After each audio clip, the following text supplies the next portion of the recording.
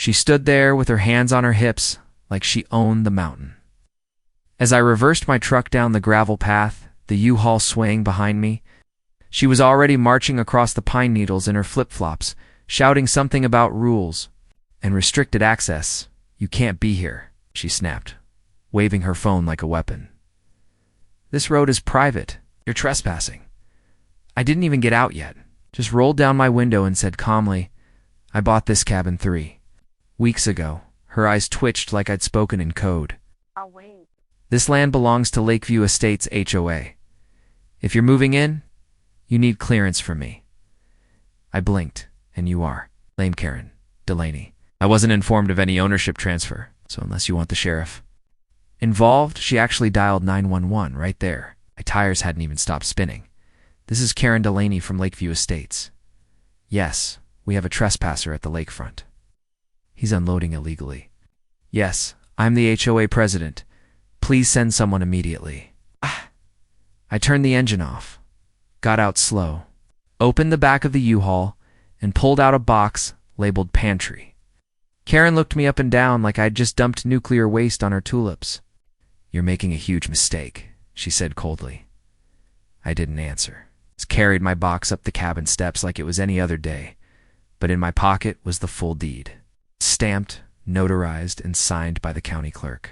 Not only did I own the cabin, I owned 20 feet of shoreline too. She didn't know that yet, and I wasn't going to tell her, not until it was too late. The sheriff showed up 20 minutes later, lights flashing like something serious had gone down. I was on the porch screwing in a light bulb when he stepped out of the cruiser, hand resting near his belt like he expected trouble. Karen rushed up to him like she'd summoned the FBI. "There? That's him? Broke into the cabin? He has no right to be here." He's squatting. I stayed calm, walked down the steps and handed him the manila folder I'd been keeping in the toolbox. For moments exactly like this, deeds inside, purchased through Coldwater Realty. County verified last Tuesday. The sheriff flipped it open, scanned the papers slowly, then looked back at me. "You bought Lot 39? "Yep." He looked back at Karen, her face priceless. "Lot 39 hasn't been part of Lakeview Estates since 1989, he told her. "That cabin sits outside HOA jurisdiction. Always has." Karen's mouth fell open, but no sound came out, just heavy, angry breathing. "But he can't access the lake through here." The sheriff tilted his head. "Why not?" "The lake's public, and this man owns direct access." "He'll ruin everything," she whispered, almost to herself. "Noise, ... fires, ... people."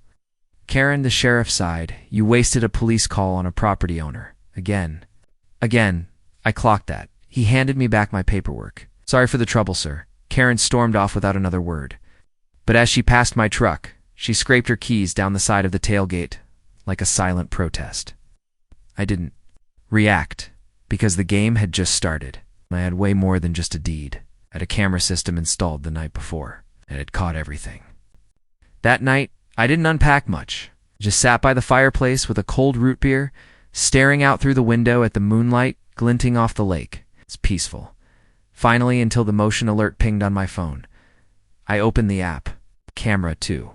Facing the woods near the back fence, and there she was, Karen, creeping around with a flashlight, holding what looked like a stack of papers. She ducked under my private property sign, marched right up to my cabin's front door, taped something across it. Then she took a photo. I squinted at the screen and paused the video. Cease and desist. Unauthorized occupation of HOA property signed. Lakeview Estates president Karen Delaney had actually printed an official-looking notice for land she didn't even control.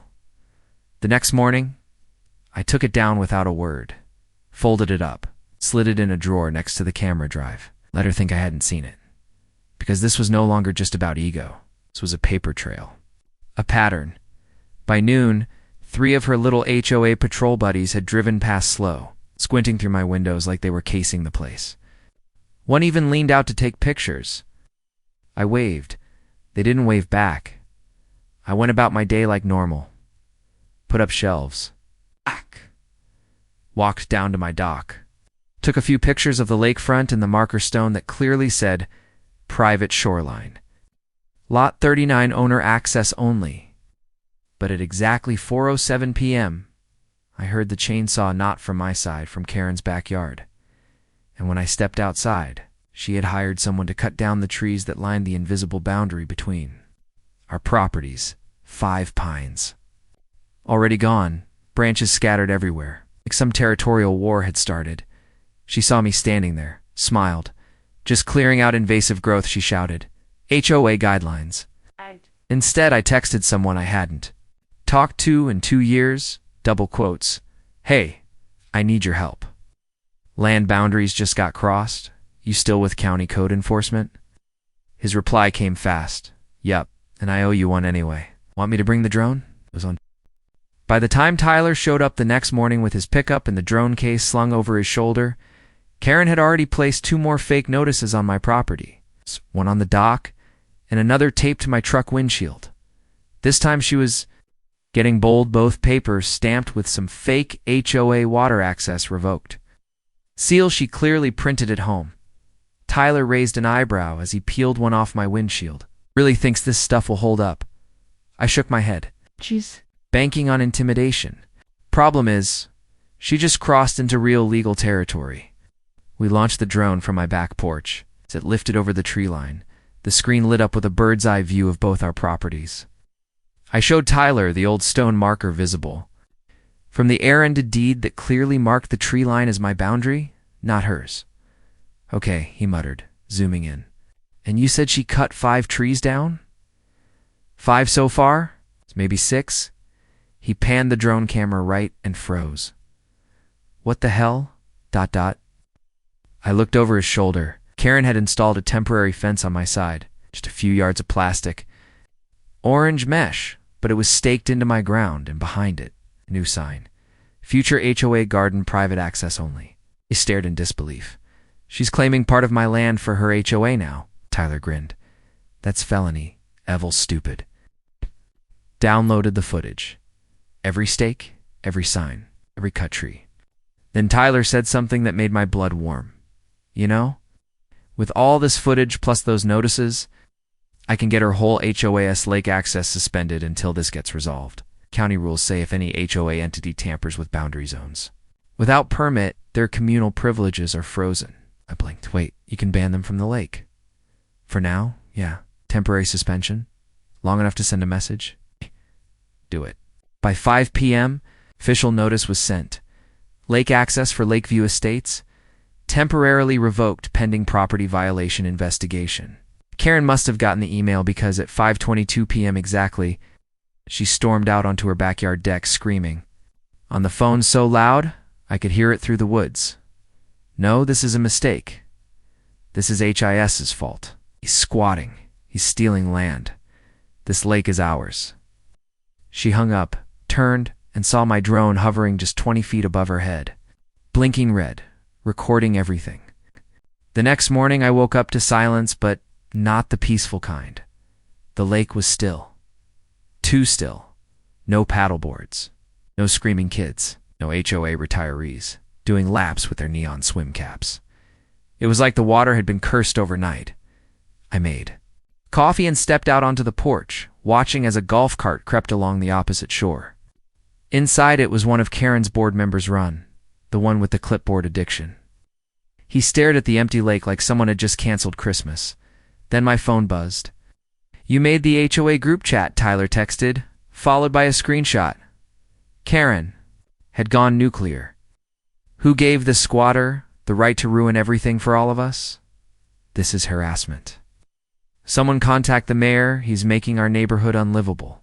Below that, someone named Denise had replied, "Karen, the drone footage clearly shows it's his land. You can't just claim someone's trees.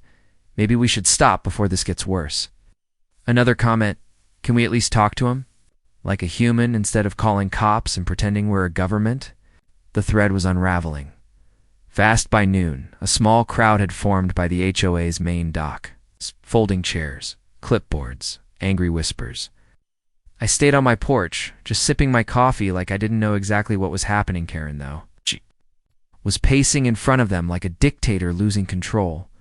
"No one swims until we fix this," she shouted. He tricked the county. He manipulated the footage.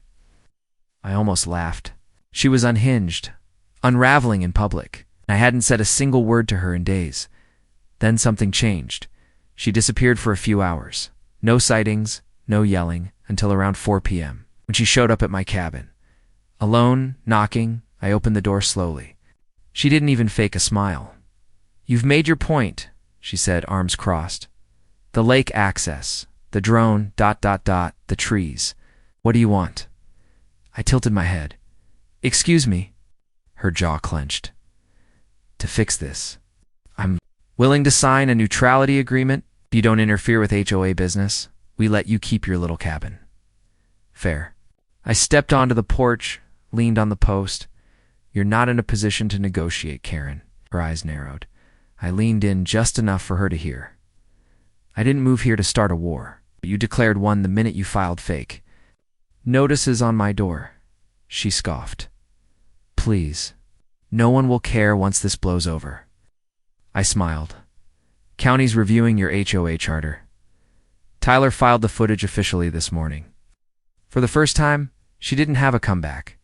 Just silence and fear. I closed the door gently. Let her sit with it. The fallout started the next day. Word spread fast that the county had opened a full investigation. Into Lakeview Estates, HOA, not just Karen, the entire board.